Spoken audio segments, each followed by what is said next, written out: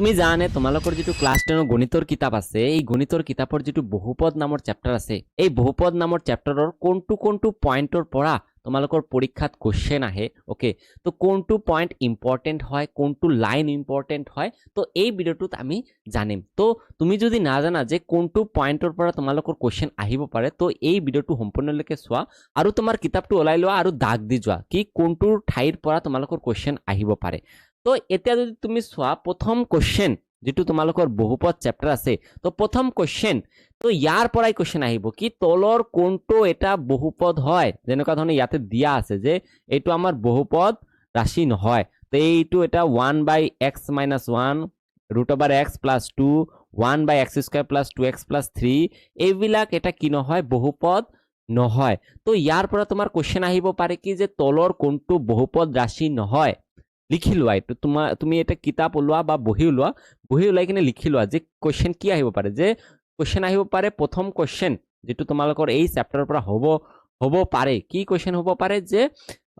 তলৰ কোনটো এটা বহুপদ ৰাশি নহয় বা তলৰ কোনটো এটা বহুপদ ৰাশি হয় তো এনেকুৱা ধৰণৰ কোশ্চেন আহিব প্ৰথমত তাৰ পিছত কোশ্চেন আহিব পাৰে কি যে ৰৈখিক বহুপদ কোনটো হয় আহিব পাৰে তলৰ কোনটো ৰৈখিক বহুপদ হয় তো এমসিকিউ দিয়া থাকিব তো এনসাৰ দিয়া থাকিব 4টা তো তোমাৰ তাৰ পৰা বাছি ওলাব লাগিব যে তলৰ কোনটো এটা ৰৈখিক বহুপদ হয় বা আহিব পাৰে তলৰ কোনটো এটা ৰৈখিক বহুপদ নহয় ইয়াতে উদাহৰণ দিছে তুমি ভালকৈ পঢ়িবা এইবিলাক ওকে তাৰ পিছত আহিব পাৰে কি দ্বিঘাত বহুপদ তো কোশ্চেন আহিব পাৰে তলৰ কোনটো দ্বিঘাত বহুপদ হয় বা তলৰ কোনটো দ্বিঘাত বহুপদ নহয় ইয়াতে তোমাৰ দিয়া আছে উদাহৰণ দিয়া আছে তুমি পঢ়িবা ভালকৈ বুজিবা আৰু পঢ়িবা নাকি এনে কেৱল এইবিলাক মুখস্থ কৰি যাবা কাৰণ বনায়ও দিব পাৰে পৰীক্ষাত ওকে তো বনাই এতিয়া বেছি দিয়ে আগত বেছি বনাই দিয়া নাছিলে এতিয়া বেছি বনাই দিয়ে তো তুমি ভালকৈ বুজিবা আৰু পঢ়িবা তাৰপিছত কোশ্চেন আহিব পাৰে ইয়াৰ পৰা ত্ৰিঘাত বহুপদ তলৰ কোনটো ত্ৰিঘাত বহুপদ হয় বা তলৰ কোনটো ত্ৰিঘাত বহুপদ নহয় তুমি লিখি লোৱা এইবিলাক কোশ্চেন আহিব পাৰে ওকে তাৰপিছত কোশ্চেন আহিব পাৰে কেৰ মান উলিওৱা এইটো ইম্পৰ্টেন্ট কোশ্চেন হয় তুমি চাবা এটা দিছে উলিওৱা ওকে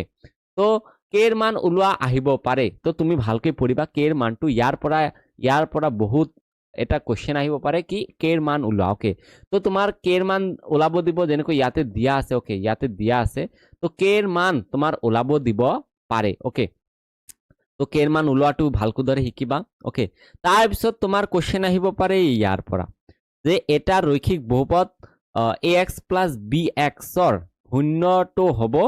-b/a বা মাইনাস ধ্ৰুৱক পদ বাই x ৰ সহগ তো আগৰ যিবিলাক কোশ্চেন আগৰ চনৰ যিবিলাক কোশ্চেন আছে তাত দেখা গৈছে যে কোশ্চেনটো ডাইৰেক্ট সূত্ৰকৈ লিখিব দিছিলে ওকে তো সূত্ৰটোই আহে ডাইৰেক্ট সূত্ৰটোই আহে এনেকুৱা এমসিকিউ দিব যে এটা ৰৈখিক বহুপদ ax +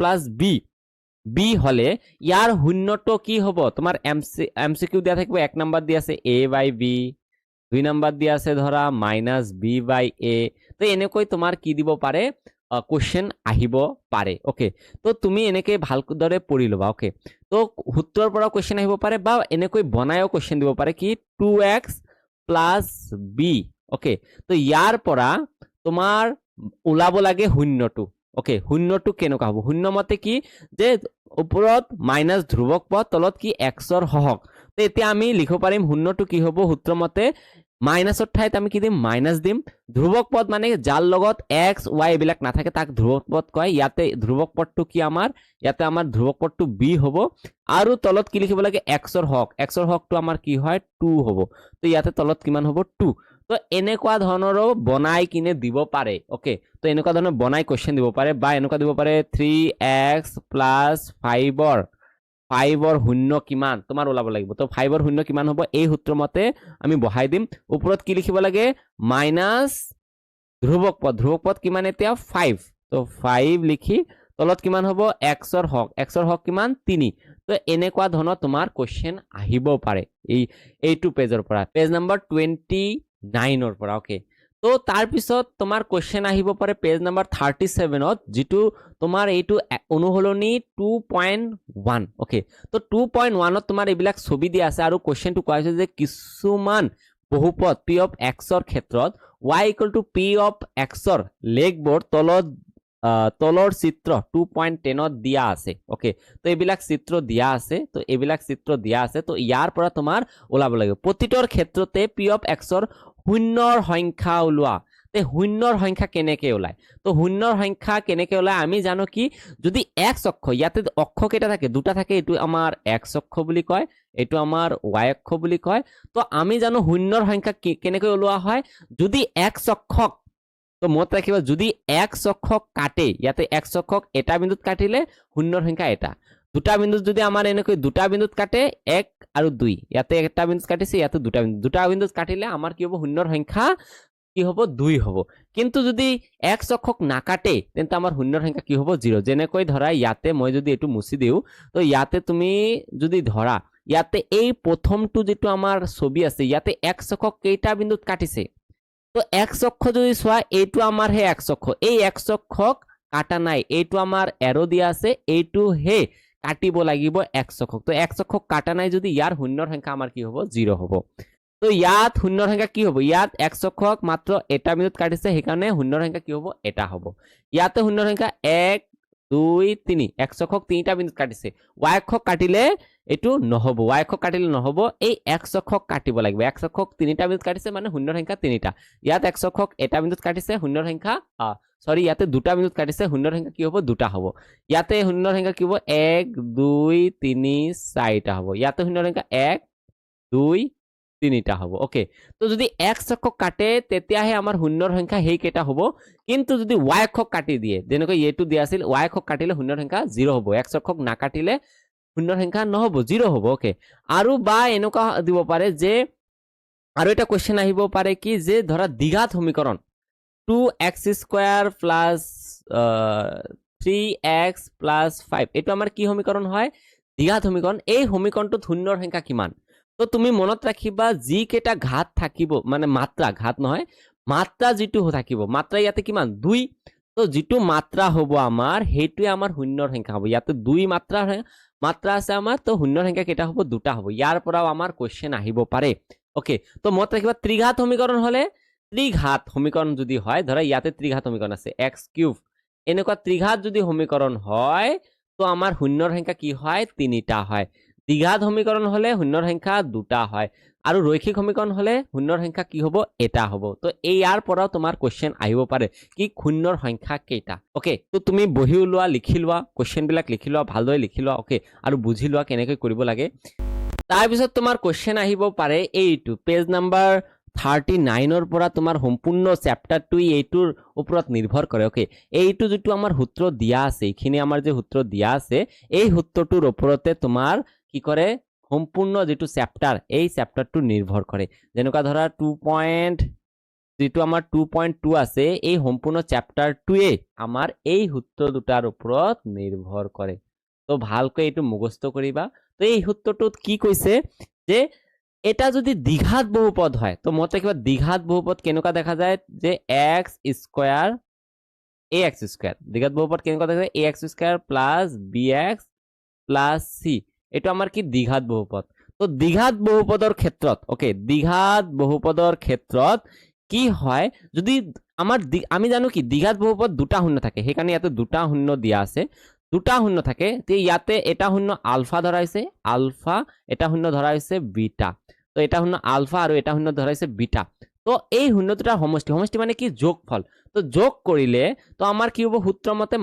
-b/m b মানে কি কাৰ হওক এই x ৰ হওক তো সেইকাৰণে ইয়াতে লিখা হৈছে সব মাইনাসৰ ঠাইত মাইনাস দিয়া হৈছে তো মাইনাস আছে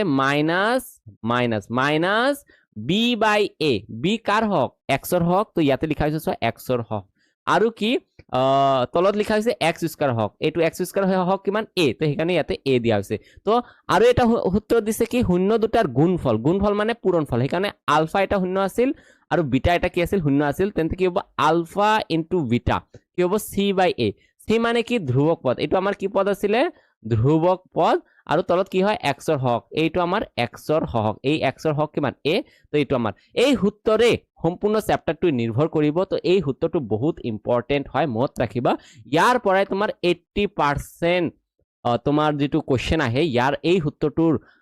ওপৰত আধাৰিত কৰি এই সূত্ৰটোৰ পৰাই তোমাৰ কোৱেশ্চনটো আহিব ওকে তো এই চেপ্টাৰটো এই সূত্ৰৰ ওপৰতে নিৰ্ভৰ কৰে ওকে তো এই সূত্ৰটো ভালদৰে পঢ়িব লাগিব তোমাৰ ওকে তো এই সূত্ৰৰে তুমি এইবিলাক কোৱেশ্চন আহিব যেনেকুৱা ধৰা এই কোৱেশ্চন আছে তলত দ্বিঘাত বহুপদৰ শূন্য ওলোৱা তো তোমাৰ প্ৰথমত শূন্য ওলাব লাগিব আৰু এই শূন্য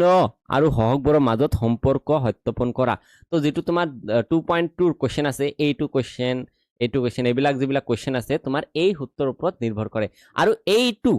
যেটো তোমাৰ 1 নম্বৰৰ যেটো আমাৰ কোৱেশ্চন আছে 1 নম্বৰ যেটো কোৱেশ্চন 2.2 ৰ বহুত ইম্পৰ্টেন্ট হয় 2 নম্বৰ আৰু 3 নম্বৰ এই তিনিটা কোৱেশ্চন বহুত ইম্পৰ্টেন্ট হয় আগতে এইবিলাক নাছিলে যেটো আগৰ কিতাপ আছিল এটো নতুন কিতাপৰ ওপৰত নিৰ্ভৰ কৰি বনোৱা হৈছে ভিডিওটো তো এই নতুন যেটো কিতাপ বনোৱা হৈছে ইয়াতে এইবিলাক নতুনকৈ দিয়া হৈছে ওকে কিন্তু যেটো আগৰ কিতাপ আছিল এই তিনিটা অংকহে আছিল 2.2 ত আৰু এই তিনটাৰ পৰাই বহুত কোৱেশ্চন আহিছিল আৰু এই তিনটাৰ ওপৰতে নিৰ্ভৰ কৰিছিল কোৱেশ্চন ওকে তো এই তিনটা বহুত ইম্পৰ্টেন্ট হয় তো এই তিনটা তোমাৰ কোৱেশ্চনৰ আনসাৰ কৰিব জানিব লাগিব আৰু যদি এতিয়ালৈকে জানা নাই নোৱাৰা এই তিনটা কোৱেশ্চন আনসাৰ কেনেকৈ কৰে তো তুমি এইটো শিকি লোৱা সোনকালে শিকি লোৱা কাৰণ ইয়াৰ পৰা পৰীক্ষাত কোৱেশ্চন আহিব এইটো গ্যাৰেন্টি ওকে তো গ্যাৰেন্টি আহিব এই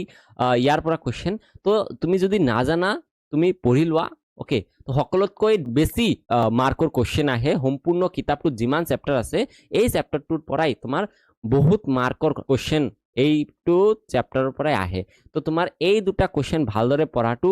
দৰকাৰী হয় আৰু এই কোৱেশ্চন বিলাক তোমাৰ এই সূত্ৰৰ ওপৰত নিৰ্ভৰ কৰিব তো ইয়াতে কৰি দিয়া আছে চোৱা ইয়াতে আমাৰ এইটো 1 নম্বৰত যেটো আমাৰ কোৱেশ্চন দিয়া আছে তলত দ্বিঘাত বহুপদ শূন্য ওলোৱা আৰু শূন্যবৰ হগ আৰু হগৰ মাজত তো এইটো কোৱেশ্চনৰ পৰা এই যে যেটো আমাৰ উদাহৰণ 3 আছে একে ধৰণৰ হয় যে কৈছে এই দ্বিঘাত বহুপদৰ শূন্য ওলোৱা আৰু এই শূন্য আৰু হগবোৰৰ মাজত সম্পৰ্ক পৰীক্ষা কৰা তো এইটো যেনেকৈ কৰি দিয়া আছে এনেকৈ আমাৰ কৰিব লাগিব তুমি এইটো ভালদৰে বুজি লোৱা প্ৰথমত যদি তুমি যদি বুঝা নাই তো তুমি এইটো আগত পঢ়া পঢ়ি কিনে বুঝাৰ চেষ্টা কৰা তাৰ পিছত এইটোহে কৰিব পাৰিবা তো এইটো বহুত ইম্পৰ্টেন্ট কোৱেশ্চন হয় আৰু এটা কোৱেশ্চন আহে কি তোমাৰ ইয়াৰ পৰা কোৱেশ্চন আহে দ্বিঘাত বহুপদ নিৰ্ণয় কৰা তো তোমাৰ এইটো শূন্য দিয়া আছে এই দুটা আমাৰ শূন্য দুটাৰ গুণফল এইটো চোৱা শূন্যবোৰৰ সমষ্টি আৰু গুণফল দিয়া আছে তো প্ৰথমটো হয় শূন্যবোৰৰ সমষ্টি যেনেকৈ এইটো সূত্ৰত আমি পাইছো শূন্য দুটাৰ সমষ্টি এইটো আমি সূত্ৰৰে ওলাব পাৰো তো শূন্যটোৰ সমষ্টি এইটো দিয়া আছে আৰু শূন্য দুটাৰ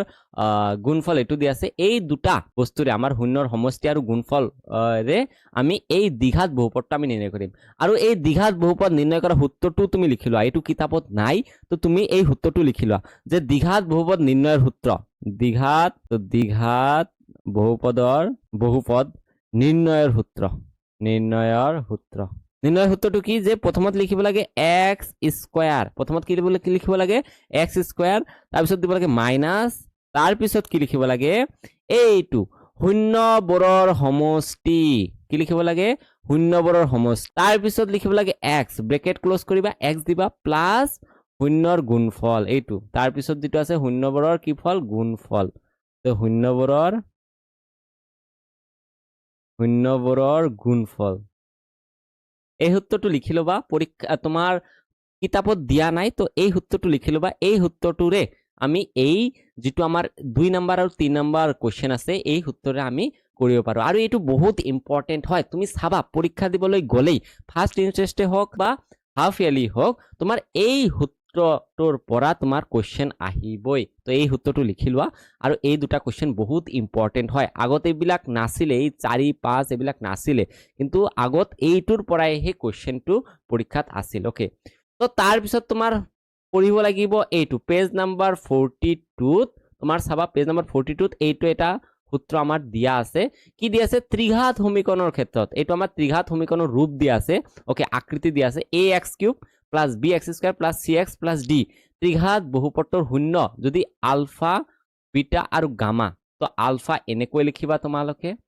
বিটা এনেকৈ লিখিবা বিৰ নিচিনা আৰু গামাটো এনেকুৱা ধৰণৰ হয় তো আলফা বিটা গামা যদি আমাৰ শূন্য তিনিটা হয় যেনেকৈ এইটো আমাৰ দ্বিঘাতৰ সূত্ৰ আছিল সেইকাৰণে দুটা আমাৰ শূন্য আছিল ত্ৰিঘাত যেটো আমাৰ সমীকৰণ থাকে ত্ৰিঘাত সমীকৰণত কেইটা শূন্য থাকে তিনিটা শূন্য থাকে সেইকাৰণে আলফা বিটা আৰু গামা দিছে এইটোৰ ক্ষেত্ৰত সূত্ৰ দিছে আলফা বিটা গামা ওকে এইটো আলফা বিটা গামাৰ যোগফল মানে সমষ্টি কইলে কি হ'ব -b/a -b/a মানে কি হ'ব ইয়াৰ পৰা তুমি কেনেকৈ কৰিব পাৰা ইয়াৰ পৰা মাইনাছৰ ঠাইত মাইনাছ লিখিবা b মানে কাৰ হওক হয় b মানে x স্কয়াৰৰ হওক তো ইয়াতে লিখিব পাৰা x স্কয়াৰৰ হওক তো ইয়াৰ নিচিনা সেমে লিখিব পাৰা ইয়াতে লিখি দিয়া নাই আৰু কি আছে a মানে কি x কিউবৰ হওক a কত আছে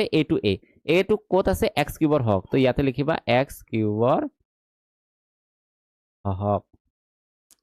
তো আৰু এইটো আছে আলফা বিটা বিটা গামা আৰু গামা আলফা তো এইটো সূত্র c/a c মানে কি c মানে এইটো হয় c মানে এইটো কাৰ হওক হয় ইয়াতে কিন্তু এতিয়া c মানে ইয়াতে আছিল ধ্ৰুবক কিয়নো ধ্ৰুবক কাক কয় যাৰ লগত xy নাথাকে সো ইয়াতে c এইটো ধ্ৰুবক আছিল এইটো সেই কাৰণে c লিখা হৈছে যাতে xy নাথাকে তো ইয়াতে কি c মানে ইয়াতে সোৱা c মানে কি x ৰ হওক এইটো x ৰ লগত c আছে না তো সেই কাৰণে কি হ'ব x ৰ হওক আৰু তলত কি হ'ব a মানে কি x কিউবৰ হওক a মানে x কিউবৰ হওক তাৰ পিছত সোৱা আলফা বিটা আৰু gamma okay alpha into beta মাজত একো নাথাকিলে ইনটু বুজায় alpha into beta into gamma এইটোৰ সূত্ৰ আছে -d/a মাইনাছৰ ঠাইত মাইনাছ লিখিবা d এতে d মানে কি d মানে এতে সোৱা d লগত x আছে নাই তো তাক আমি কও ধ্ৰুবক যাৰ লগত xy নাথাকে এবিলাকক আমি কি বুলি কও ধ্ৰুবক ওকে আৰু ইয়াতে আমি লিখিব পাৰো a মানে কি x কিউবৰ হওক তো তলত লিখিব পাৰি x কিউবৰ হওক তো এইটোৰ সহায়ত এই উদাহৰণ 7 টো অঙ্কটো কৰা আছে এই উদাহৰণ 7 অঙ্কটো কৰিবা এটাই অঙ্ক তোমাৰ দিয়া আছে এনেকুৱা ধৰণৰ ওকে তো এনেকুৱা ধৰণৰ এটা অঙ্কই দিয়া আছে তুমি এইটো ভালদৰে পঢ়িবা দিবও পাৰে পৰীক্ষাত হৈছে তো পৰীক্ষাত দিবও পাৰে তো তুমি এইটো ভালদৰে পঢ়িবা ওকে আৰু এটা কোশ্চেন আহে এই সূত্ৰৰ পৰা এইটো হল এনেকুৱা ধৰণৰ কি যেনেকৈ ইয়াতে দিয়া আছে দ্বিঘাত বহুপদ ওলোৱা তো তাত দিব ত্ৰিঘাত বহুপদ ওলোৱা ওকে ত্ৰিঘাত বহুপদটো এটা কোশ্চেন আছে ওলাব দিয়ে এটা কোশ্চেন মাত্ৰ দুটা কোশ্চেন আছে ইয়াতে তোমালোকৰ কিতাপত এইটো সূত্ৰৰে এই সূত্ৰ কেইটাৰে তোমাৰ মাত্ৰ দুটা কোশ্চেন আছে এটা হল উদাহৰণ 7 ত দিয়া আছে আৰু এটা তোমাৰ অনুশীলনীত দিয়া আছে 2.2 দিয়া আছে ওকে এতিয়া সোৱা কি 4 নম্বৰ 5 নম্বৰ 6 নম্বৰ এবিলাক হয় কি এমসিকিউ কোশ্চেন এবিলাক কি হয় এমসিকিউ কোশ্চেন তোমালোকৰ তুমি চাবা পৰীক্ষাত বহিলে তুমি চাবা যে তোমালোকৰ যেটো পৰীক্ষাত কোশ্চেন আহে এমসিকিউ যিবিলাক কোশ্চেন আহে তাৰ ভিতৰত 10 ৰ পৰা 20 মাৰ্কৰ ডাইৰেক্ট কোশ্চেন আহে কিতাপৰ পৰাই ডাইৰেক্ট তোমালোকৰ কিতাপৰ পৰাই কোশ্চেন দি দিব তো কিতাপত দিয়া থকা কোশ্চেন বিলাক দিব নহলে তোমাৰ কি দিব সূত্ৰ বিলাক দি দিব তো তোমাৰ 10 ৰ পৰা 20 মাৰ্ক ডাইৰেক্ট দিয়ে তো তুমি এটা কাম কৰিবা কি যিবিলাক এমসিকিউ আছে এমসিকিউ এটাও বাদ নিদিবা তুমি এনসাৰ বিলাক মুখস্থ কৰি যাবা তো ইয়াৰ এনসাৰটো ধৰা সি নাম্বাৰটো এনসাৰ হ'ব তো তুমি মুখস্থ কৰি যাবা যেতিয়া এই কোশ্চেনটো আহিব তোমাৰ কৰিব নালাগে তুমি ডাইৰেক্ট এনসাৰটো মুখস্থ কৰি যাবা যাতে তোমাৰ এইটো কোশ্চেন আহিলে তুমি এনসাৰটো ডাইৰেক্ট লিখিব পাৰা তুমি যদি এইটো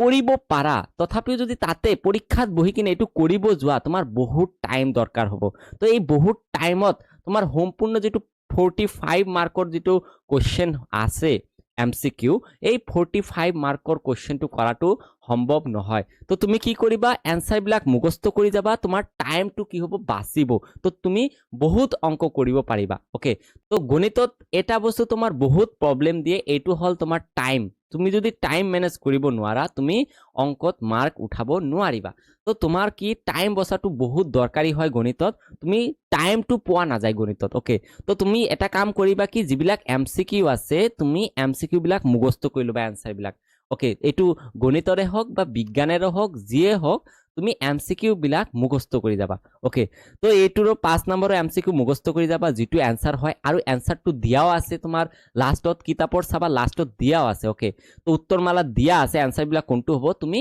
মুখস্থ কৰি যাবা ডাইৰেক্ট ওকে তো এইবিলাকো এমসিকিউ হয় তুমি ডাইৰেক্ট এমসিকিউ বিলাক মুখস্থ কৰি যাবা কৰিব নালাগে ওকে তো পৰীক্ষা যদি কৰিব লোৱা তোমাৰ বহুত টাইমৰ দৰকাৰ হ'ব তোমাৰ বহুত লস হ'ব টাইম ওকে তো তুমি ডাইৰেক্ট আনসাৰ বিলাক মুখস্থ কৰি যাবা ওকে তো এতিয়া তুমি আহা পেজ নাম্বাৰ 45 তো 45 তো তোমাৰ এইবিলাক এমসিকিউ দিয়া আছে ওকে এমসিকিউ দিয়া আছে এমসিকিউ বিলাক ডাইৰেক্ট মুখস্থ কৰি লবা ওকে এইবিলাক বুজি লবা অলপ এইবিলাক যেটো তোমাৰ যুক্তি আছে ব্যাখ্যা আছে এইবিলাক বুজি লবা নহলে বুজি নলে তোমাৰ কি হ'ব পাৰে পৰীক্ষাত বহিলে তোমাৰ অলপ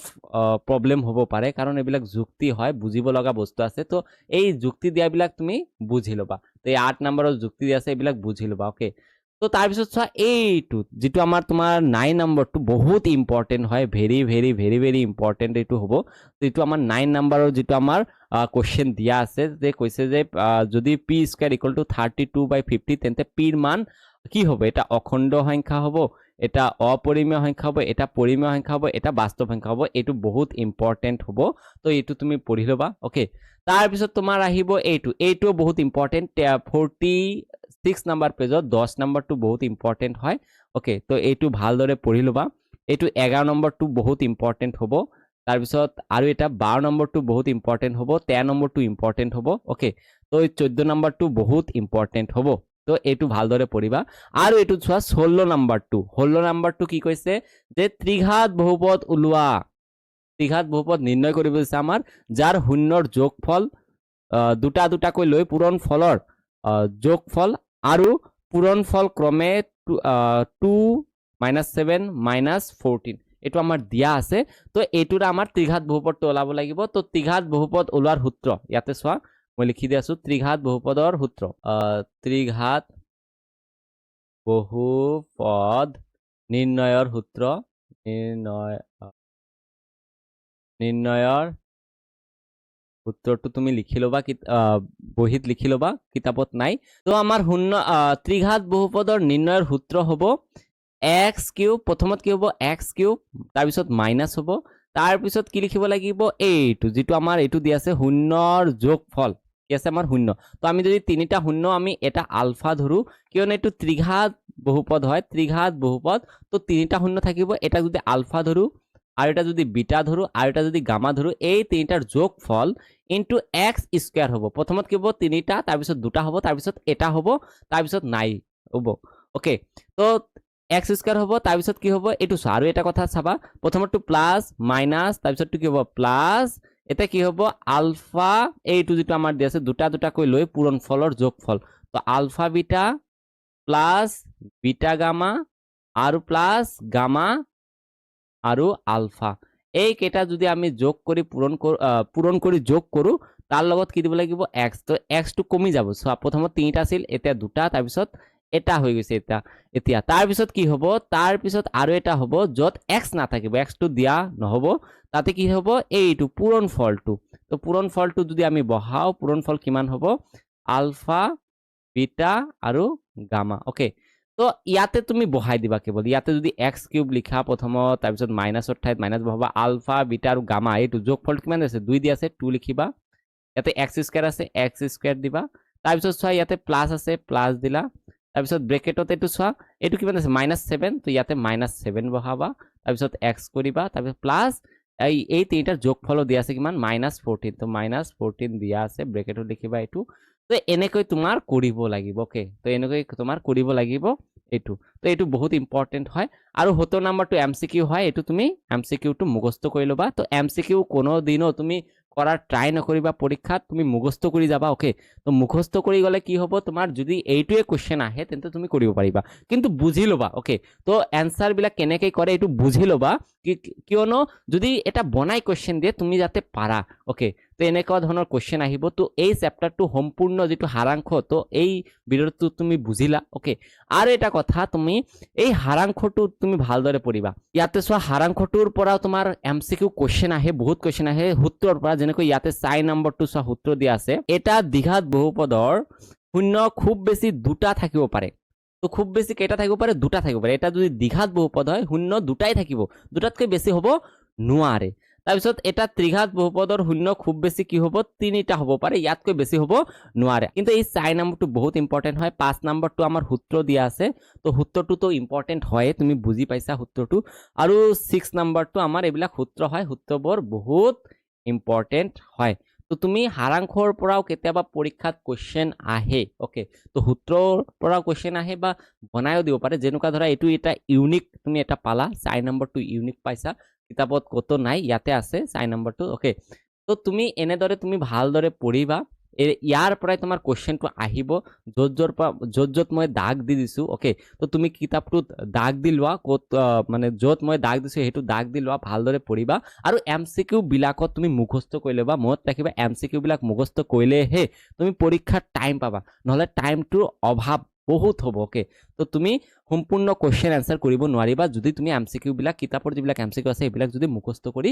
নোযোৱা অ'কে তো আজিৰ কাৰণে এইখিনিয়ে তো তুমি ভালদৰে পঢ়া আৰু পৰীক্ষাত ভাল স্ক'ৰ কৰা তো এইটোৱে আশা ৰাখিলোঁ